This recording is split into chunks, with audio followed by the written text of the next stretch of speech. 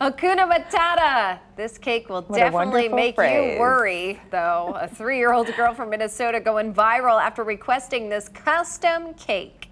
Okay, so the cake shows a scene from the Lion King when Mufasa dies. Her parents thought the request was weird, but they say they just went with it. And I felt really embarrassed asking because I thought they would think that I was a horrible parent, you know. I was like, so here's the thing. This is what my child said. I thought it was funny. We're just going to go with it. How'd it taste? Good! So yummy, so yummy. They don't So need to yummy, explain so yummy. themselves. Look, if that's what she wants, that's what she wants. Yeah, she got it. And when she turns 4, she wants a cake with Cinderella. But no surprise here, the evil stepmother has to be on the cake.